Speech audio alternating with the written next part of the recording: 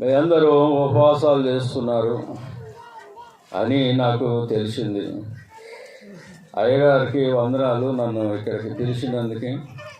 నిన్నటి దినాన నేను నిజామాబాద్ వెళ్ళడానికి ఆత్రపడుతున్నప్పుడు మరి బన్సర్చి దగ్గరికి బాన్స్వాడికి వచ్చారు.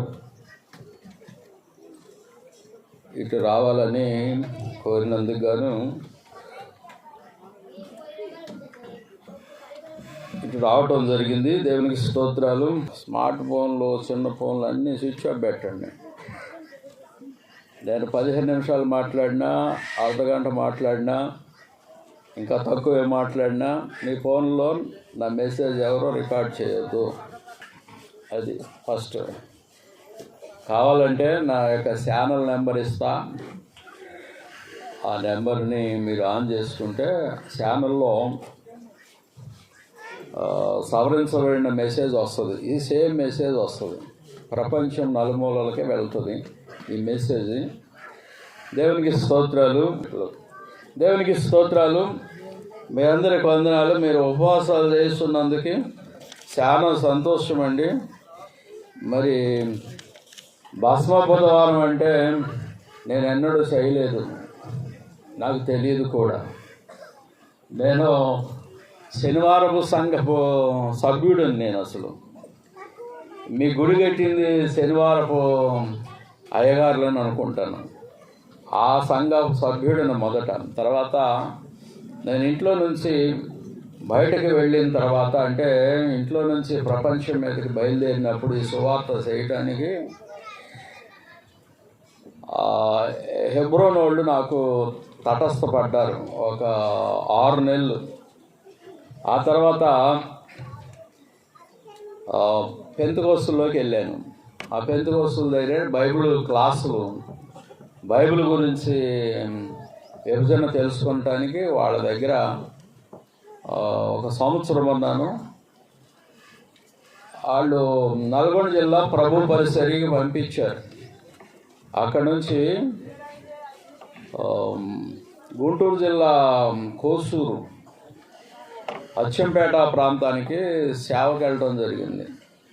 అక్కడి నుంచి నేను గొలుసు ప్రార్థనకి జగ్గయ్యపేటకు వచ్చినప్పుడు మన నతానేల్ అయ్య గారు వారు రాసిన లెటర్ అక్కడుంది పెద్ద పాస్టర్ దగ్గర. అది నాకు ఇచ్చి నువ్వు అటు వెళ్ళు, చూడు, దేశం చూడు అని పంపించారు. నేను ఈ ప్రాంతానికి రావటానికి కారణము మన నతానేల్ అయ్య గారు. నా దగ్గర 250 పైనే బాప్తిస్తాలు అయినాయి. వాళ్ళందరూ రక్షణకి కారకులు యేసయ్య గాని నెక్స్ట్ వారం అన్నట్టు. ప్రైజ్ ది లార్డ్, హల్లెలూయా. నేను ఒక పెద్ద మందిరం కట్టాను. అవన్నీ తయారు కావడానికి అయ్యగారు కారకులు. అంటే ఇటు నేను వస్తేనే కదా, వారు నన్ను పిలిస్తేనే కదా నేను రావటం. కనుక మీ అయ్యగారికి దేవుడు గొప్ప బహుమానం ఇచ్చునుగాక. ప్రైజ్ ది లార్డ్, హల్లెలూయా. ఆయన పరిచర్యను బట్టి ఆయన మీరు ఘనపరచాలి. Praise the lord, hallelujah, hallelujah. దేవునికి స్తోత్రాలు. మీరందరూ ఉపవాసాలు ఉంటాము, చాలా మంచిది. ఉపవాసాలు మీరు చేస్తున్న ఉపవాసాలు అనేవి ఒక రకంగా చూస్తే ఉపవాసాలు అనేవి మీరు లెంట్స్ అంటే శ్రమల పర్పస్లో ఉంటున్నారా, లేక జనరల్గా ఉపవాసం ఉంటున్నారా అనేది కావాలి. శ్రమల పర్పస్లోనా, లేక జనరల్గా ఏమన్నా కార్యములు సాధించుట కొరకు ఉపవాసాలు ఉంటున్నారా? చెప్పండి. అది మంచిది. భస్మ బుధవారం అనేది నాకు తెలీదు. నేను చెప్పాను కదా, 7th డేలు భస్మ బుధవారం చేయరు, హెబ్రోన్లు చేయరు, పెంతెకోస్తులు చేయరు. అయితే నాకైతే అట్లా తెలీదు. ఈ మధ్య 2 సంవత్సరాలు ఉపవాసం ఉన్నా, ఒక్కొక్క పూట ఉండి సిక్ అయిపోయాను. ఇక నా చేత కట్టలేదని మానేశా. స్కిన్ ప్రాబ్లం వచ్చింది. అయితే అనేక విషయాలు సాధించడానికి ముందుకెళ్ళాను. అనేక కార్యాలు జరిగినాయి ఉపవాస ప్రార్థన వలన. దేవునికి స్తోత్రాలు. కానీ మనం అందరం కూడా ఉపవాసాలు చేస్తాము.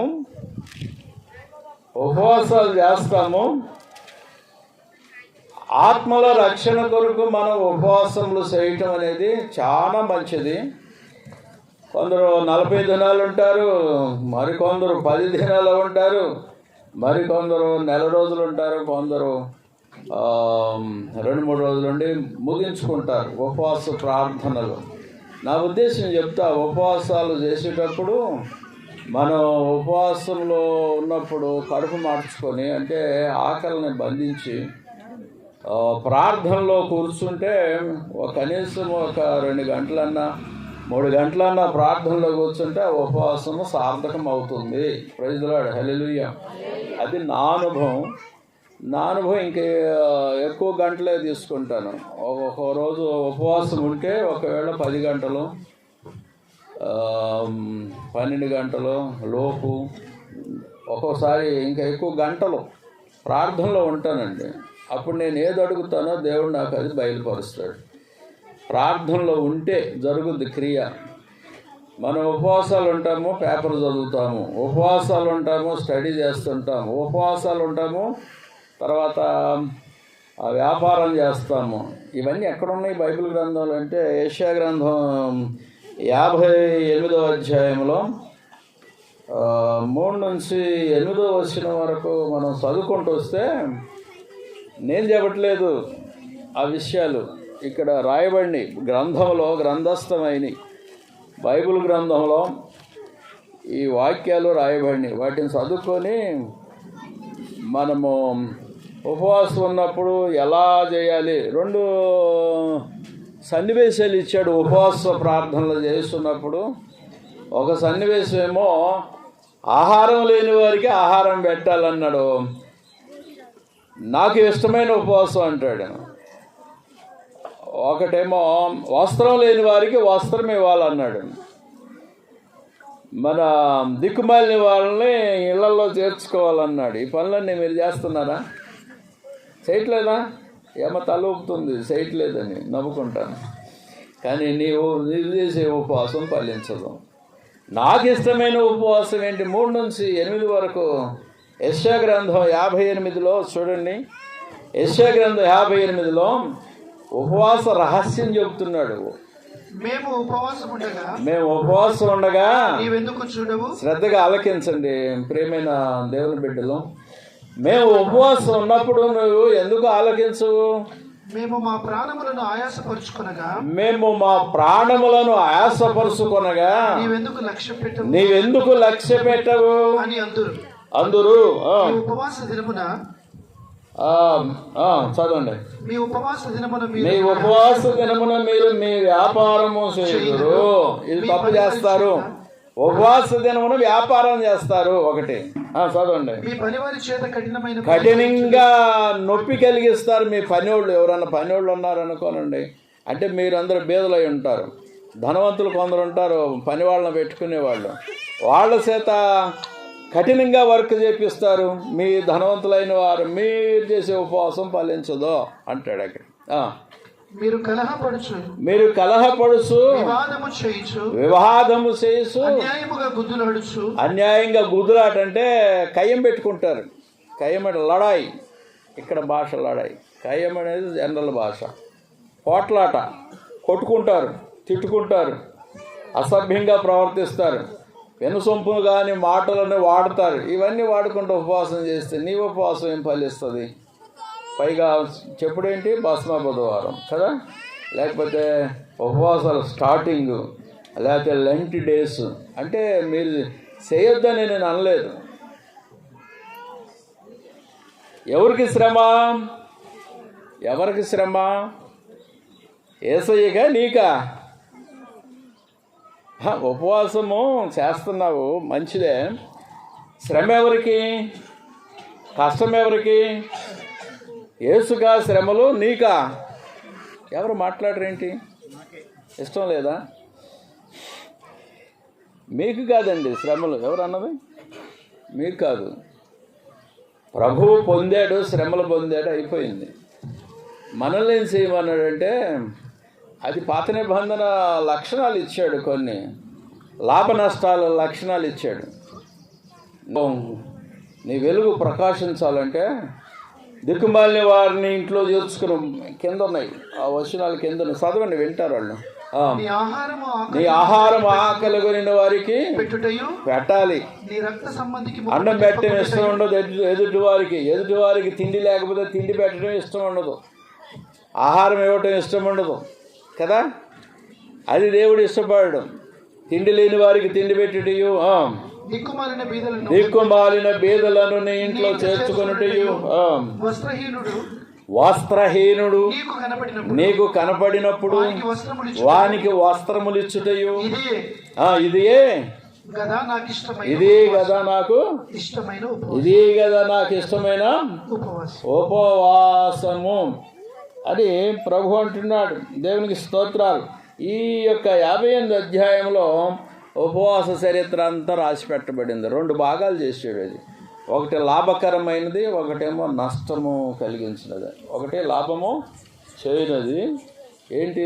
ఉపవాసం చేస్తే ఎలా చేయాలి అనేది రాయబడింది.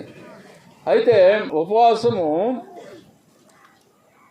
చేసే వాళ్ళందరూ ఈ క్రియలు చేస్తూ ఉపవాసం చేస్తే నీ ఉపవాసము క్రియాత్మకం అవుతుంది. క్రియలు లేని విశ్వాసం మృతం అంటారు, గుర్తు కదా, వాక్యం ఉంది కదా. క్రియలు లేని విశ్వాసము మృతం. ఇప్పుడు ఏ క్రియలు చేయాలి? నీవు ఉపవాసం చేసేటప్పుడు 40 దినాలు ఉపవాసం చేస్తావు, నీకు శ్రమలు కలుగుతాయి కదండి. శ్రమలన్నీ విడిపోతాయి, నీకున్న శ్రమలన్నీ విడిపోతాయి, నీకు అన్ని మేలులు కలుగుతాయి, దేవుళ్ళు వస్తాయి, దేవుని దగ్గర నుంచి పైనుంచి వస్తాయి. నాకు ఇష్టమైన ఉపవాసం ఈ వ్యక్తి చేస్తుంది కనుక ఈ వ్యక్తికి లాభం చేయాలని దేవుడు ఆలోచిస్తాడు. మీ సంఘం అభివృద్ధి అవుతుంది. మీరందరూ చేసే ఉపవాసాల వలన సంఘం అభివృద్ధి అవుతుంది. 1 గంట ప్రార్థన చేస్తున్న వాళ్ళు చేసి పెట్టండి. ఉపవాసం ఉన్నప్పుడు అది ఇంకొకళ్ళు ఎత్తుతున్నారు, ఇద్దరైనా 1 గంటైనా మీరు ప్రార్థన చేసి మీ ఇద్దరు గ్రేట్. ఇంకా 2 గంటలు పెంచట్లేదు, 3 గంటలు పెంచట్లేదు. గోజాడాలి, ప్రార్థనలో మోకాళ్ళ మీద ఉండాలి. మరి ఎందుకు ఉపవాసం చేస్తున్నావు? మిమ్మల్ని చేయొద్దని అనలేదు, నేను చెప్పాను కదా మొదటే, మీరు ఉపవాసాలు చేయండి. అయితే కనీసం 3 గంటలు 2.5 గంటలైనా ఉపవాసం ప్రార్థనలో కూర్చోనాలి. మీకు ఎప్పుడు టైం దొరికితే అప్పుడు ప్రార్థనలో కూర్చోండి, ఉపవాసంలో గోజాడండి అని నా మనవండి. Praise the lord. Hallelujah, hallelujah. మీరు శ్రమల దినాల్లో ఉపవాసాలు ఉండటం నాకు ఇష్టమే, వేరే టైంలో ఉపవాసాలు ఉండటం నాకు ఇష్టమే, దేవునికి ఇష్టమే. అయితే వాటి క్రియలను జోడించమని బైబిల్ చెప్తుంది. ఇంకా చదవండి 8వ వచనం వరకు అండి.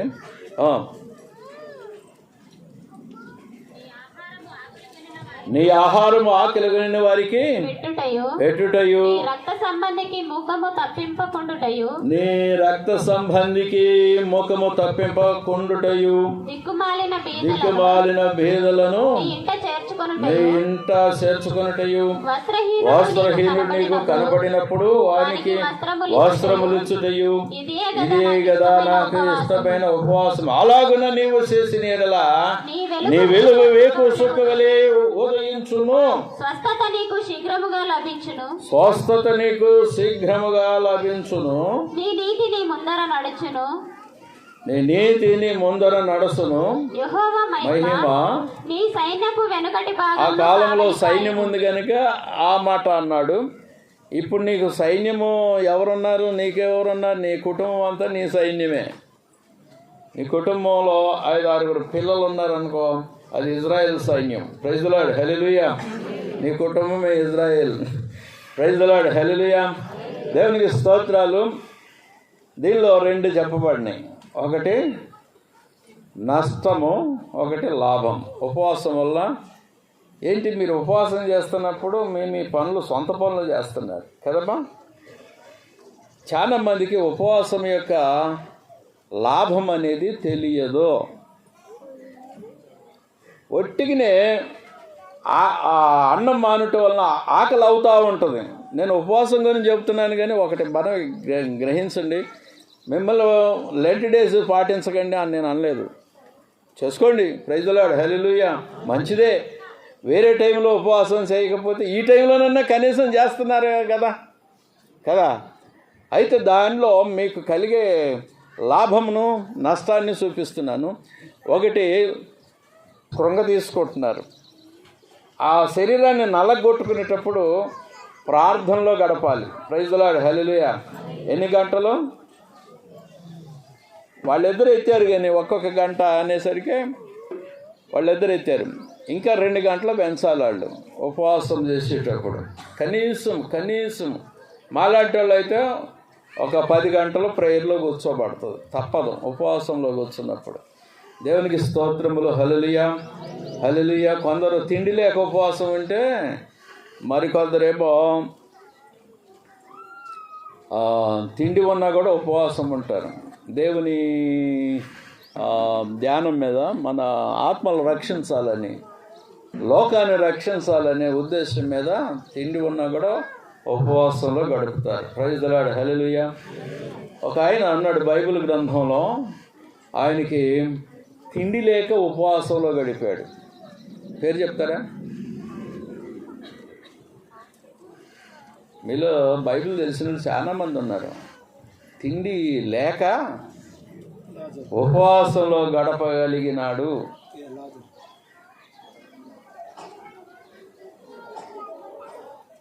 మన బ్రదర్ లాజర్ అంటున్నాడు, నేను లాజర్ని తీసుకోవట్లేదు, మంచి అపోస్తలుడు అన్నట్టు, బైబిల్లో శ్రేష్టమైన అపోస్తలుడు.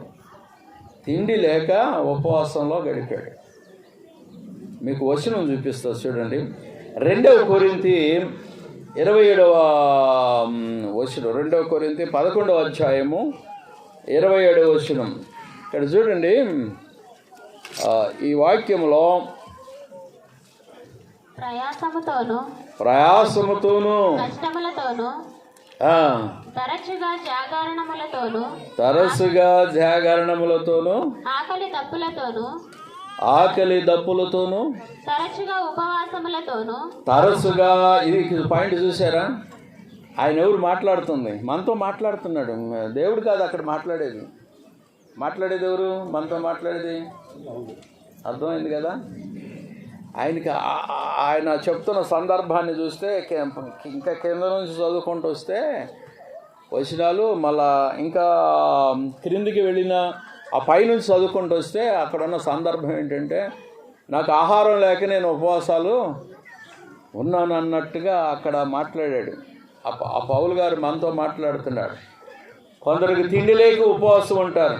ఇప్పుడు ఈ లాజర్ అన్నాడు చూడండి బ్రదర్, ఆ లాజర్ కూడా ఆహారం లేక ఆయన అక్కడ కాలం గడిపాడు. ఉపవాసం అంటే తిండి లేక కడుపు మాడిపోయింది, ఆకలి అని ఉండొచ్చు.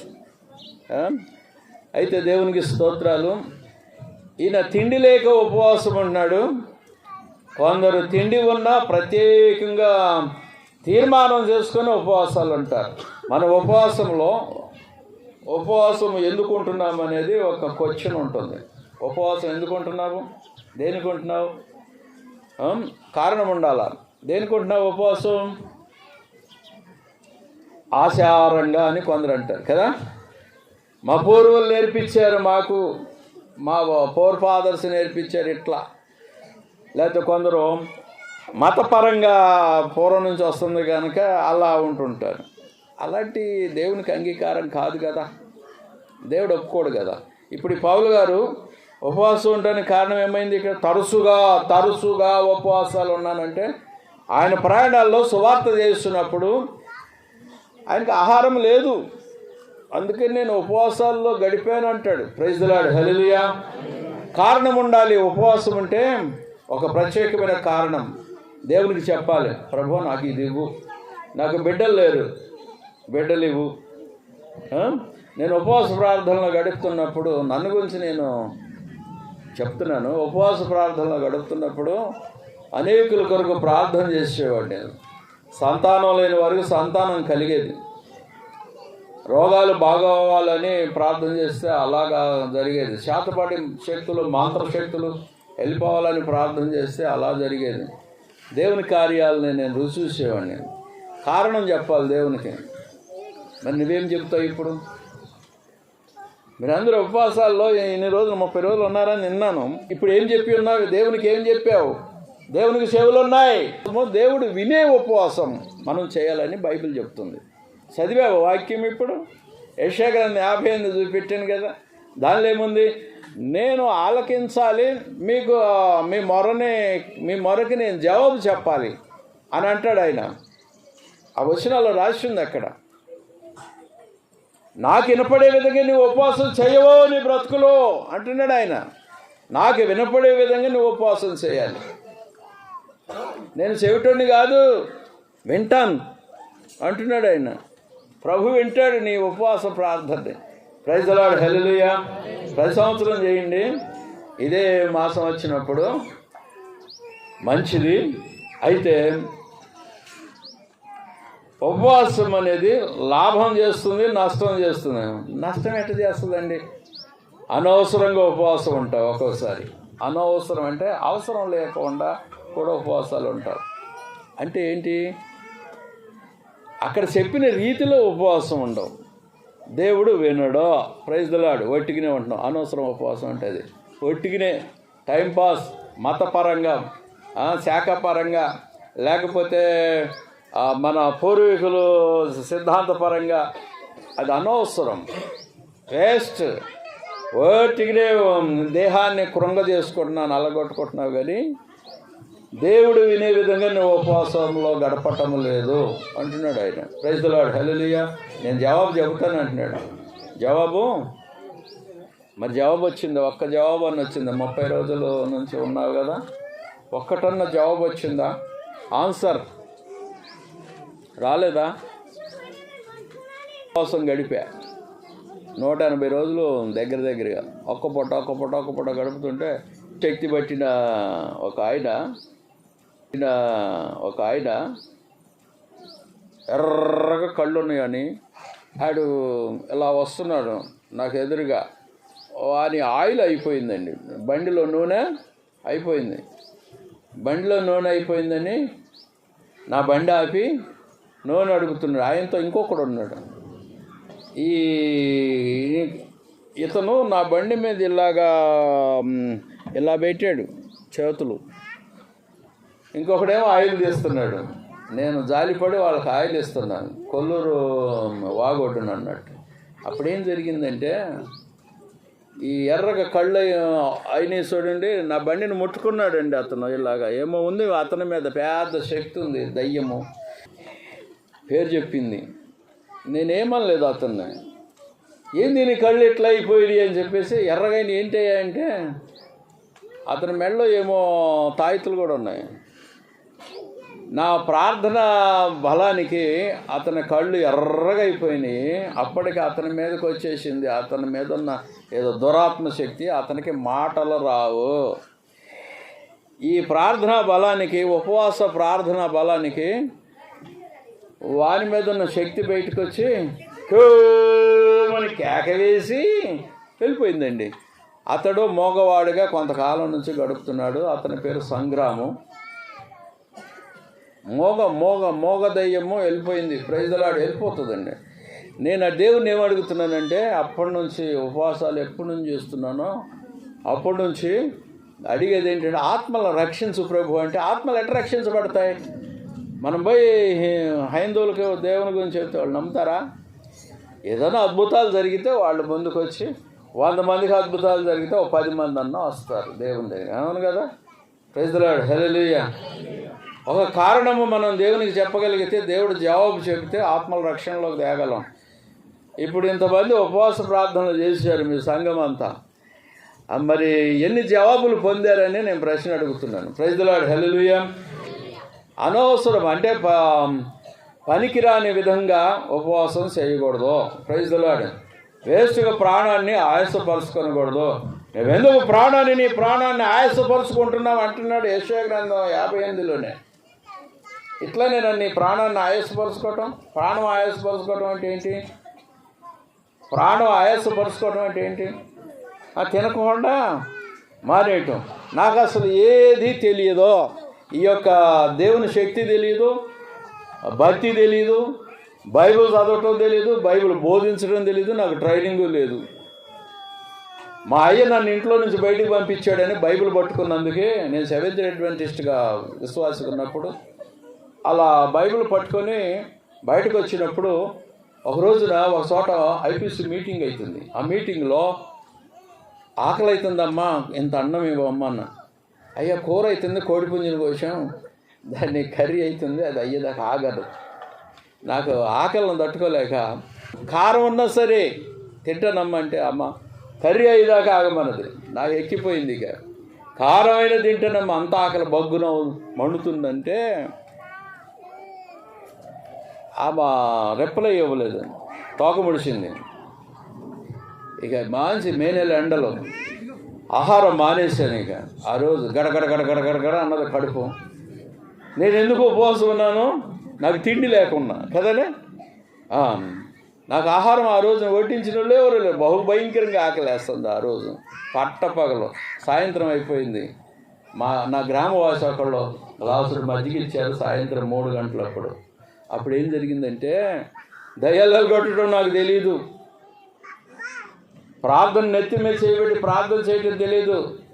చిన్నపిల్లవాడిని 16 ఏళ్ళు 17 ఏళ్ళు వయసు. ఆ టైంలో స్టార్ట్ అయ్యేటప్పుడు అక్కడ అన్నమ్మ అని ఒక అమ్మ ముసలమ్మ నా దగ్గరికి వచ్చాయా, ఈ అమ్మాయికి ప్రార్థన చేయ ఆరోగ్యం బాగలేదని ఇలా చూపెట్టింది. నేను ఆమె నెత్తిని చెయ్యి పెట్టలేదు, అంత దూరంలో ఉండి ఒంటికి చెయ్యి ఎత్తే కపిల్మని పడిపోయింది. అయ్యా దీన్ని అక్కడికి వచ్చిన ప్రసంగికులందరూ చూసి రాత్రులు 15 నిమిషాలు టైం ఇచ్చారు. వాళ్ళని దేవుడు గదిలించాడు, నాకు తెలియదు. నేను ఆ రాత్రి వరకు ఆహారం పుచ్చుకోలేదు, పగలంతా ఏమీ తినలేదు. దేవుని శక్తి అక్కడ బయలుపడుతుంది. ప్రైజ్ ది లార్డ్, హల్లెలూయా. మనం తిననప్పుడు, ఉపవాసం చేసినప్పుడు, ఉండాలని ఉండకపోయినా సరే దేవుని శక్తి అక్కడ కనపడుతుంది. దేవుని శక్తి కనపడి కార్యం చేస్తుంది. ప్రైజ్ ది లార్డ్, హల్లెలూయా.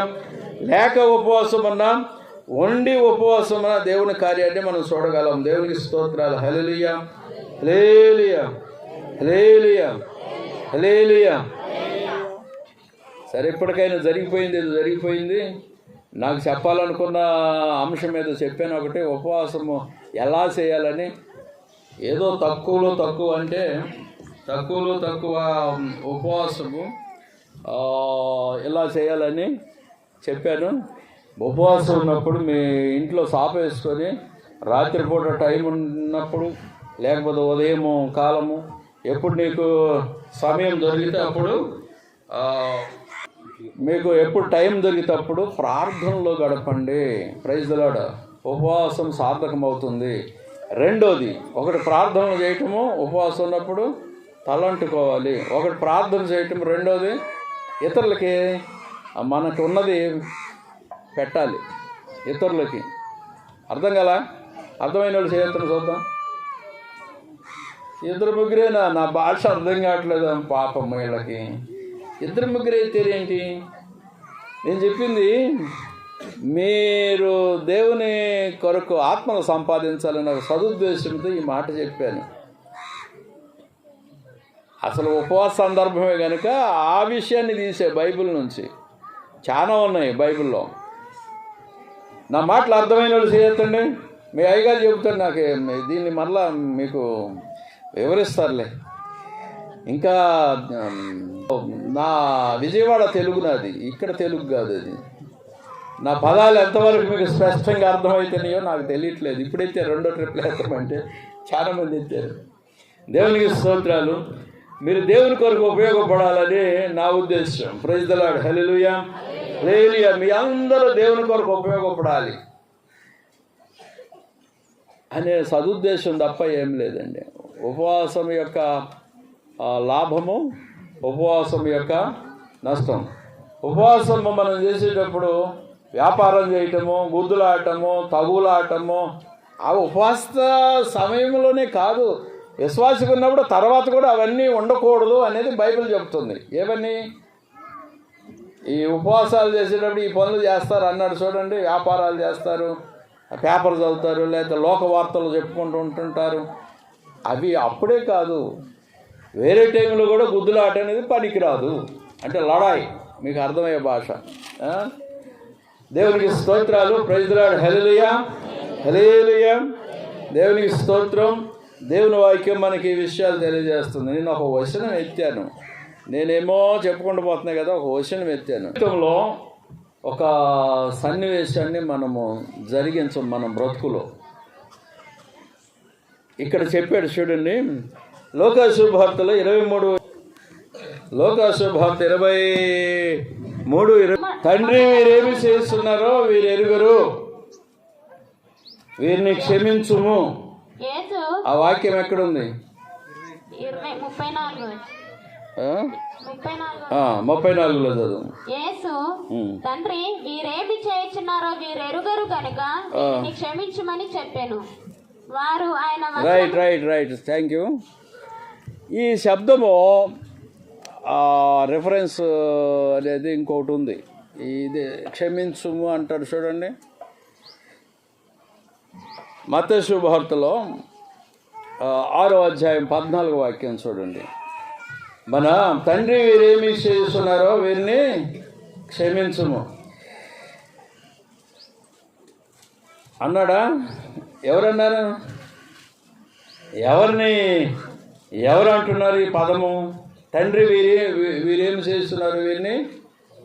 ఆయన కొట్టుస్తున్నారు, ఆయన వేధిస్తున్నారు, ఆయన బాధిస్తున్నారు, ఆయన దూషిస్తున్నారు, ఆయన పైన ఉమ్మ వేస్తున్నారు, ముళ్ళ కిరీటం ధరింపజేస్తున్నారు, కోడాలతో కొడుస్తున్నారు. మరి ఎన్ని జరిగినా కూడా ప్రాణం తీసేసే పరిస్థితికి వచ్చారు. సిలువు పైకి ఎక్కించబోయారు కదండి. సిలువుకి ఎక్కించేసి ప్రాణం తీసేస్తారు. ఇప్పుడు అలాంటి సన్నివేశంలో ఆయన ఏమంటాడంటే, వీరేమి చేస్తున్నారో వీరిని. ఇది మనకి మాదిరా లేకపోతే మనకు మాదిరా ఆ పదము కాదా? చెప్పండి. మనకి మాదిరి అంటారా? అయితే మీకు ఎవరెవరు హాని చేస్తున్నారో ప్రాణం తీసే అంత పరిస్థితి లేదు కదా ఇక్కడ. ఎవరెవరు మీకు కీడు చేస్తున్నారో, చెడు చేస్తున్నారో వాళ్ళందరినీ మీరు మొదట ఏం చేయాలి? క్షమించేయాలి. Praise the lord. Hallelujah, hallelujah. నిన్ను ఎదుటివారు క్షమించాలి కానీ, నిన్నైతే క్షమించాలి కానీ నువ్వు తప్పు చేస్తే నువ్వైతే ఎదుటివారిని క్షమించవు కదమ్మా, అంతేనా? అది వాక్యం ఇది. మత్తయి శుభవార్తలు మీరు ప్రార్థన చేసేటప్పుడు ఏమన్నాడు? అమ్మా ఇటేనే, మీరు ప్రార్థన చేసేటప్పుడు ఏం చేయాలి? ఇప్పుడు మీరు ప్రార్థన చేసేటప్పుడు మత్తయి శుభ 6వ అధ్యాయం 14వ వాక్యం అక్కడ ఏమన్నాడు? మీరు ప్రార్థన చేసేటప్పుడు ఈ విధంగా చేయండి అన్నాడు. అది చేసి యేసుక్రీస్తు ప్రభు చూపించాడు ఈ వాక్యంలో. ఎక్కడ? ఈ 7 మాటలు ఉంటాయి చూడు. ఆ 7 మాటల్లో మొదటి మాటలో ఆయన చేసి చూపించాడు. అక్కడ ప్రార్థన చెప్పాడు, ఇక్కడేమో సిలువ అయిపోయే సందర్భంలో అది నెరవేర్చి చూపించాడు. ఏంటిది? క్షమించుట. తన్ను చంపుతున్న వారిని క్షమించమన్నాడు. క్రియ ఆడ చెప్పాడు, ఈడ చేయమన్నాడు. అక్కడ శిష్యులకు చెప్పాడు, శిష్యుల్ని ఇలా చేయండి అన్నాడు. Praise the lord. హల్లెలూయా. ఎలా చేయమన్నాడు? ఇప్పుడు చదవండి. ప్రార్థన నేర్పించుచుండెను కదమ్మా. ఒక పదం చెప్తున్నాను, అక్కడ చాలా పదాలు ఉన్నాయి. ఆ యొక్క శుభవార్తల 6వ అధ్యాయంలో ఇంటి నిండా బియ్యం ఉంచుకుంటారు. ఒక 10 బస్తాలు బియ్యం ఉంటాయి. తండ్రి నాకు ఆహారము, అనుదిన ఆహారము ఇవ్వు అంటారు. ఇంట్లోనేమో 10 బస్తాలు రైస్ ఉన్నాయి, నాకు ఆహారము ఇవ్వు అంటారు. అక్కడ ప్రార్థనలో లేదా? పరలోక ప్రార్థన ఎంతమంది చేస్తున్నారు ఇప్పుడు? మన అయ్యగారి చర్చిలో చేయలేండి, ఇక్కడ చేస్తారా? పరలోకమందు మా తండ్రి, నీ నామం పరిశుద్ధపరచబడును గాక, నీ రాజ్యం వచ్చును గాక, ఇట్లా ఉంది కదండి. మరి పరలోకమందు ఉన్న మా తండ్రి, నీ నామం పరిశుద్ధపరచబడును గాక, నీ రాజ్యం వచ్చును గాక. చూడండి అక్కడ, నీ చిత్తం పరలోకమందు నెరవేరుస్తున్నట్లు భూమి యందును నెరవేరును గాక. మా అనుదిన ఆహారం మాకు దయచేయము, మా ఇంటి నిండా ఆహారం ఉండగా నేను ఆహారము దయచేయమని స్వార్థంతో ప్రార్థన చేస్తుంటిని. అవునా? మరి అది మరి నీకు ఆ వాక్యం అర్థమవుతుందో లేదో. ఈ పరలోక ప్రార్థనలో ఈ భూమి మీద ఉన్న ఈ ప్రార్థన చేసేవాళ్ళు ప్రారంభం మొదలుకొని చివరి వరకు కూడా ఎంతమంది భక్తులు ఎన్ని ప్రార్థనలు చేశారో అన్ని రకాలైన ప్రార్థనలు ఈ పరలోక ప్రార్థనలో లీనమై ఉన్నాయండి. Praise the lord. అంత గొప్ప ప్రార్థన అది. కానీ అది ఎవరికి నేర్పిస్తున్నాడంటే 12 మంది శిష్యులకి నేర్పిస్తున్నాడు. 12 మంది శిష్యులకి ఏమన్నాడంటే, అయ్యా మీకు ఆహారం లేనప్పుడు దేవుణ్ణి అడిగయ్యా, ఈరోజు ఈ దినం ఆహారం లేదు కదా, ఆహారం పెట్టయ్యా అంటే ఆయన పంపిస్తాడమ్మా అన్నాడు. ఒక తాటి చెట్టు కింద 2 భక్తులు పడుకున్నాం. నేను ఒకన్నాను, ఇంకొక నిర్మలరావు అని ఒక అయ్యగారు, 2 పడుకున్నాం తిండి లేక. తాటి చెట్టు నీడ కింద మంచి ఎండలో సువార్తకి వెళ్ళినప్పుడు ఆహారం లేక పడుకున్నామండి. ఊర్లోకి వెళ్దాము, ఏ గృహాన్ని దర్శించినా దేవుడు సప్లై చేస్తాడని ఆలోచన వచ్చి ఆ ఊర్లోకి అచ్చంపేటలోకి వెళ్తే ఒక తురకోళ్ళ ఆమె దేవుని నమ్మలా. మాయళ్ళట కనికరం కలిగిందో కోడిగుడ్లతో ఆహారం తయారు చేసి మాకు ఇచ్చింది. మేము చేసిన ప్రార్థన బట్టి మాకు ఆహారం లేదు. నాకు పెళ్లి కాలేదు, అప్పుడు ఆయనకి పెళ్లి కాలేదు. దైవజనుడి దగ్గర ఉన్నాం, సువార్తకి వెళ్ళాము, సైకిళ్ళతో పోతున్నాం సువార్త చేయటానికి. వారానికి 6 గ్రామాలైనా కనీసం అక్కడెక్కడ సువార్త చేస్తాం. మాకు ఆహారం లేదు కనుక తిండి కావాలి, జేబులో పైసలు లేవు కొనుక్కొని తినడానికి, హోటల్లో తినడానికి ఆహారం లేదు, మన పైసలు లేవు, తినడానికి ఆహారం కావాలి, ఆకలేస్తుంది. ఎలాగా తాటి చెట్టు దగ్గర నీడ కింద పడుకున్న వాళ్ళం ఆలోచన వచ్చి ఊళ్ళోకి వెళ్తే ఆ యొక్క దేవుని నమ్మనామా కోడిగుడ్లతో ఆహారం చేసి పెట్టింది అంటే దేవుడు చూశాడు అన్నట్టు. మమ్మల్ని చూశాడు, పిల్లలమైన మమ్మల్ని, సువార్థికులమైన మమ్మల్ని చూశాడు. ఎవరికి మీరు ఆహారం పెట్టాలి చెప్పండి. ఇప్పుడు నేను ఉదాహరణ చెప్పే కదా, ఎవరికి ఆహారం పెడతారు మీరు? ఆహారం లేనివానికి. ఎవడు ప్రధానుడు? ఆహారం లేనివాడు దైవ సేవకుడు, సువార్థికుడు. ఆయన ఆహారం కొరకు ప్రయాసపడడు, దేవుని సువార్త అందిస్తాడు దేశం మీద. వాళ్ళకి ఆహారం ఎవరు సప్లై చేస్తారు? ప్రధానంగా ఈ విశ్వాసులు సేవకులకి ఆహారం సప్లై చేయాలి. Praise the lord. హల్లెలూయా. వస్త్రాన్ని సప్లై చేయాలి, అంటే క్లాత్, ఈ క్లోత్స్ సప్లై చేయాలి. ఎవరు చేయాలి? విశ్వాసులు. ప్రధానంగా ఆహారం లేని వారు ఎవరంటే ఈ శిష్యులు. ఈ లోకమందు వారు వాటిని కలిగి ఉండరు, ఎందుకంటే వాళ్ళు దేవుని పని చేస్తారు. ప్రధానంగా వాళ్ళని తీసుకోవాలి. నెక్స్ట్ బీదలైన కొందరు ఉంటారు, వాళ్ళకి ఆహారం సప్లై చేయాలి. Praise the lord. ఆహారం, వస్త్రాలు కానీ దిక్కుబాలిలోళ్ళు ఉంటారు కొందరు, వాళ్ళ నీళ్ళల్లో చేర్చుకోవాలని యోబు చేసాడు ఆ పని. దేవునికి స్తోత్రాలు. మరి ఆ క్రియలు చేయాలని చెప్పబడుతుంది. అయితే ఇక్కడ ఆహారం అనేది ఇంట్లో ఆహారం ఉంచుకొని, జేబు నిండా పైసలు ఉంచుకొని, బ్యాంకులో ఖాతాల్లో ఫుల్గా ధనం ఉంచుకొని నాకు అది ఇదే అంటే అది స్వార్థానికి అయిపోతుంది. అందుకని దేవుడు జవాబు ఇవ్వడానికి అవకాశం లేదు. ఎప్పుడు దేవుడు జవాబు ఇచ్చాడని లేదో దాన్ని అడిగినప్పుడు, అది ఇచ్చినప్పుడు దేవుడు నా ప్రార్థన విన్నాడు అని గ్రహించి సాక్ష్యం చెప్తారు. లేకపోతే ఎలా చెప్తారు? దేవుని మహింపరుస్తారు, నలుగురు మేలు పొందుతారు. Praise the lord. Hallelujah, hallelujah. ముగిస్తాను ఈ ప్రార్థన చదివేసి ముగిస్తా. అయితే ఈ ప్రార్థనలో ఒకటి లేదండి. ఎవరైనా చెప్పగలిగితే చెప్పచ్చు. ఈ పరలోక ప్రార్థనలో ఒకటి లేదు.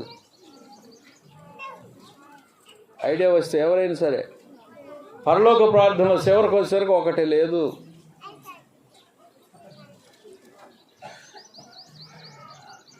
చెప్పలేరా? మనము ప్రార్థన చేసేటప్పుడు ఏమని అడుగుతామండి? లాస్ట్లో ప్రార్థన చేస్తామా? ఏమని అడుగుతాం లాస్ట్లో? దేవుణ్ణి, యెహోవాకి విన్నపం చేసేటప్పుడు అది లేదు. చూసుకోపో. అప్పటికి యేసుక్రీస్తు మరణించలేదు. అందుకని ఆ శిష్యులు ఆ ప్రార్థన చేసేటప్పుడు వాళ్ళ ప్రార్థన తండ్రి దగ్గరికి పోయిందంటారా? యేసునామం లేదు కదా వెనక కింద, పోయిందంటారా? ఆయన చెప్పాడు, మీరు అడగండి తండ్రి ఇస్తాడు అన్నాడు. కానీ అక్కడ మనం ఏం చేస్తున్నామంటే ఆ శిష్యులు చేయింది ప్రత్యేకమైన అంశం ఒకటి పెడుతున్నాం. యేసునామములో అడుగుతున్నాను తండ్రి అంటున్నాం. మనం చేసే స్పెషల్ 12 మంది శిష్యులు యేసునామములో అడుగుతున్నాము తండ్రి అన్నారా? లేదు, డైరెక్ట్ వాళ్ళకి ఆర్డర్స్. అయితే ఇక్కడ ఆహారం ఇవ్వు, తర్వాత ఆహారం ఉంచుకొని ఆహారం అడుగుతాం కదండి ఈ రోజుల్లో. అందుకని ఆ ప్రార్థనని కొన్ని రివైవల్ గుంపులు ప్రార్థనలు చేస్తారు చూడండి. రివైవల్ గుంపులు వాళ్ళు ఈ ప్రార్థనని అక్కడ పెట్టకోకుండా కావాల్సిన అంశాన్నే పెడతారు ప్రార్థనలో, ప్రేయర్ చేసేటప్పుడు. ఇప్పుడు ఆయన ప్రార్థన చేశాడు, లాస్ట్లో వచ్చి ఆ దయ్యం పెట్టిన అమ్మాయి కదా చేశాడు. ఏమని చేశాడు? వంతకు చేశాడు కదా. అది దానిలో యేసునామం ఉంది వెనక లాస్ట్లో, ప్రైజ్ ది లార్డ్. అందుకని అది అంగీకరింపబడుతుంది. కనుక దేవునికి స్తోత్రాలు. నేను ముగిస్తాను. మన బైబిల్ గ్రంథములు ఈ ప్రార్థన అంతా చదువుదాం. 6వ అధ్యాయంలో ఈ మత్తయి శుభవార్తలో ఎంతవరకు చదివారో అంత అక్కడి నుంచి కిందకి రండి, చదవండి. నీ చిత్తం నెరవేరును గాక. నీ చిత్తం పరలోకమందు నెరవేరుచున్నట్లు భూమి యందును నెరవేరును గాక. మా అనుదిన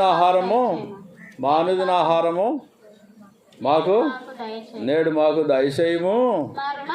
మా రుణస్తులను మేము క్షమించి ఉన్న ప్రకారము. ఇది అసలాంశం. ఇప్పుడు క్షమించుము, వీరేమి చేస్తున్నారో వీరు ఎరుగురు కనుక వీరిని వాళ్ళకి తెలియదు, వాళ్ళు గుడ్డోళ్ళు, వాళ్ళు కళ్ళు మొయ్యబండి అందుకని కొడుతున్నారు నువ్వెవరో తెలియక అన్నట్టుగా అక్కడ క్షమించమన్నాడు. మా రుణములు క్షమించుము అంటున్నాడు చూడండి. ఎదుటి వారి రుణాలు మీరు క్షమించరు, మీ రుణాలని దేవుడు క్షమించాలా? ఎంత స్వార్థపరులండి కదా. మీ రుణాలని మొదట క్షమించాలంటే నీ సహోదరి రుణము, లేకపోతే నీ యొక్క పొరుగువారి రుణాలని క్షమించాలి. రుణం అనగా ఏంటిది? అది రుణం అంటే తప్పులు, పాపాలు, అన్ని పొరపాట్లను, ఎదుటివారి పొరపాట్లను క్షమించగలిగితే నీ పొరపాట్లను దేవుడు క్షమిస్తాడు. ఎదుటివారి పొరపాట్లను క్షమించకపోతే దేవుడు నీ పొరపాటుని క్షమించడు. అయితే నువ్వు దేవుణ్ణి ఈ విధమైన ప్రార్థన చేసావంటే అది అంగీకరింపబడదు. నువ్వు ఉపవాసం చేసినా ఒప్పుకోడు, త్రోసివేస్తాడు, పెడసేవుని పెడతాడు. ఇక్కడ ఈ ప్రార్థనల్లో ఉన్న అంశాలు ఏంది? ప్రతిదీ నెరవేర్చాల్సిందే. Praise the lord. Hallelujah, hallelujah. గనుక దేవునికి స్తోత్రాలు. మనం ఏం చేయాలంటే ఈ యెషయా గ్రంథంలో ఇవ్వబడిన కొన్ని అంశాలు, వస్త్రహీనుడికి వస్త్రం ఇచ్చుటయు, ఆహారం లేని వారికి ఆహారం పెట్టుటయు, దిక్కుమాలిన వాళ్ళని ఇంటి చేసుకుంటూ, మన బాధింపబడేవారు బంధింపబడిన వారిని విడిపించుటయు, ఆ పనులు చేసి ఉపవాసం చేయి, నీ వెలుగు ప్రకాశిస్తుంది, దేశమంతా ప్రకాశిస్తుంది. అవి చేయకోకుండా ఒట్టి ఉపవాసం చేసేవనుకో అది నిరుపయోగము అన్నాడు. మీకు నేను నేర్పించేది ఏంటంటే ఈ క్రియలు జరిగించాలి.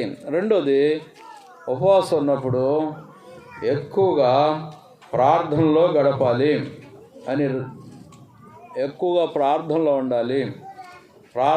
ఉండాలి. ఇక నుంచి అయినా చేయండి. అనారోగ్యం ఉన్నవాళ్ళు బాగవుతారు. మీ సంఘం అనేది విస్తరిస్తుంది. దేశం శాంతి నొందుద్ది. మనం చేసే ప్రార్థనల వలన దేవుడు మన గ్రామాన్ని దీవిస్తాడు, మన గ్రామాలను దీవిస్తాడు. దేవునికి స్తోత్రాలు. హల్లెలూయా. ఒక మాట చదువుకుందాం, ముగిస్తా. ఇంగ్లీష్ బైబిల్లో స్పష్టంగా ఉంటుంది, తెలుగు బైబిల్లో అంత స్పష్టంగా లేదు. మార్కు శుభవార్తలో 9వ అధ్యాయంలో ఒక మోగా సేవుడు అనేది ఉంది. అది ఒక దయ్యం అన్నాడు. ఆ దయ్యముని ఎలగొట్టమని శిష్యుల దగ్గరికి తీసుకొచ్చారు. 9వ అధ్యాయము, మార్కు శుభవార్త 9వ అధ్యాయము. ఆ దెయ్యాన్ని నిలగొట్టమని శిష్యుల దగ్గర తీసుకొస్తే వాళ్ళ వలన కాలేదు. అందుకని మన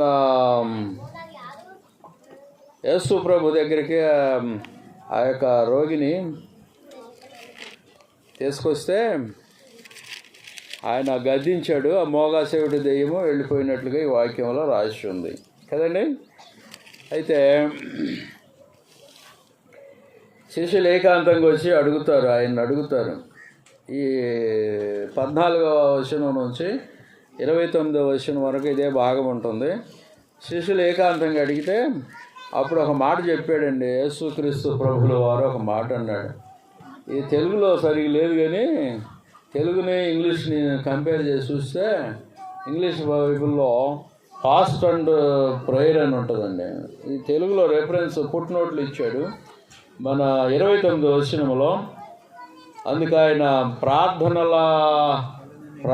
వలననే అంటే కింద 2 వేసాడు, దాంట్లో ఉపవాసం వలననే అని ఉంటుందండి ఫుట్ నోట్లో.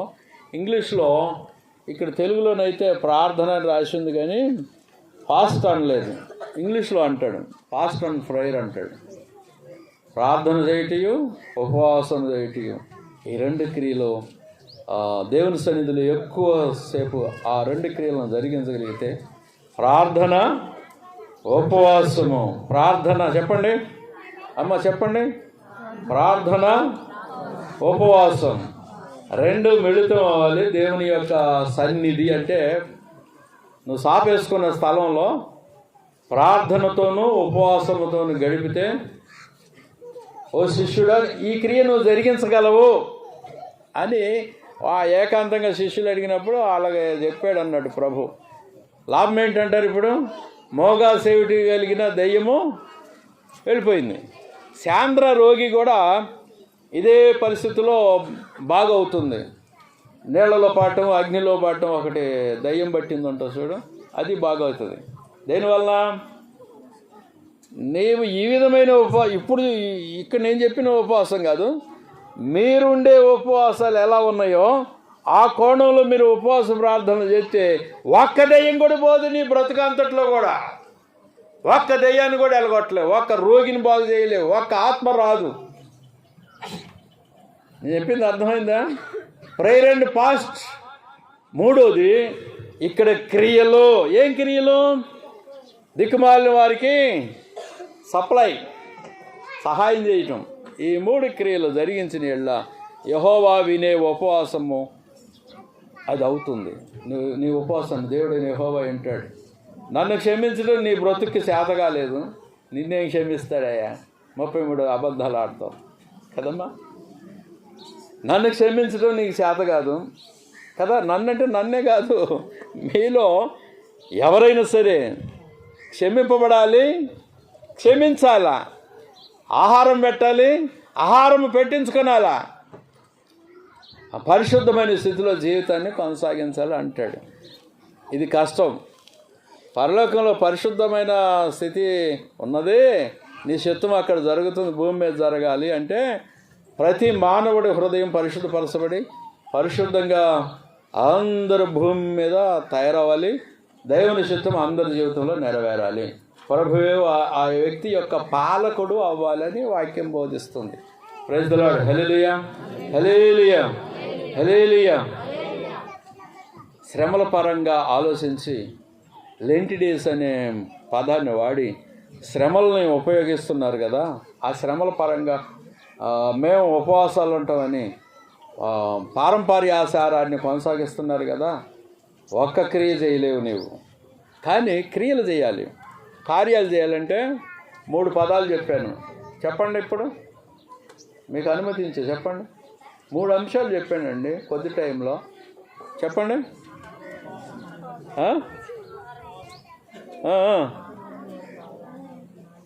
ఏంటి ఉపవాసం అంటున్నారు కొందరు.